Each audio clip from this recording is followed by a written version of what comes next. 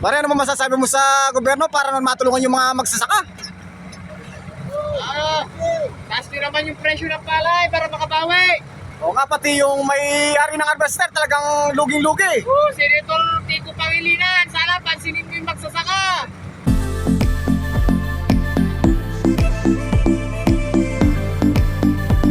Ito po yan, dumik po tayo kay Nomer de la Cruz. At ito po yung kanyang sukat na, ilan ba yung sukat nung lupa ni Nomer? 8,000. 8,000. O ito po, 8,000 po yung sukat, naka ano lang, baka maka 30 lang po mga kasakay, no? So, ganyan po yung nangyari sa ating mga magsasaka. Napakamura po ng palay, wala pang inani yung tao. Biro mo ng 4 na buwan mong hinihintay. At ito po yung magiging resulta. Sa 30 na yun, alis mo pa yung porsyento mo. Ilang yung porsyento mo doon? 4. 26 lang. At saka 3 sa ano, alis pala ano lang matitira sa kanya. 23. Yung gastos naman niya, 20. Ay, Panginoon ko. Napakalaking pong nulugi ng mga magsasaka, mga kasaka. Dahil nga, magkakaan kayo. Po, talagang thank you po talaga, mga kasaka. Ano? Sana po yung mga ninakaw po ng mga pera ng mga flood control, tulong nyo lang po sa mga magsasaka, mga kasaka. Ayun po yun, naka 30 lang po, nakakawa po si kaibigan Nomer, mga kasaka.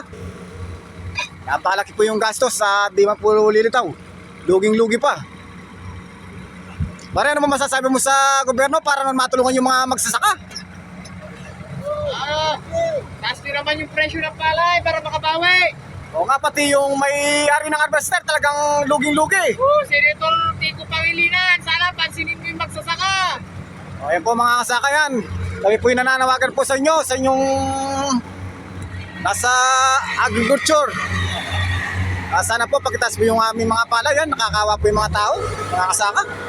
O tinan nyo po yung palay, napakaganda po. Tapos bibili lang 10, 8. Lord. Ano pong nangyari sa ating mga magsasaka? Marami ba yan? O tinan nyo po yung palay nila, napakaganda. Tapos po bibilin po 8, 10, ganyan po. Eh nasan po yung katuwiran po nung mga magsasaka? Halos po nababaw na po sa utang mga kasaka yung mga magsasaka dito sa Pampanga.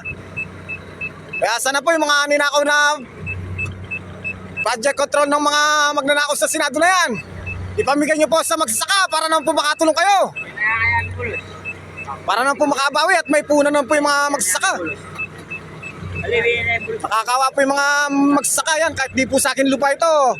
Ako po yung nalulungkot at nadudurog po yung puso natin dahil sa nangyayari po sa atin mga ka-farmers dito sa Pampanga. Nakakawa po sila. Tinan nyo po yun, tapa po yung mga palay kaya walang inaan eh. Kaya kung ganito mangyayari, wala na siguro magtatanim mga kasaka.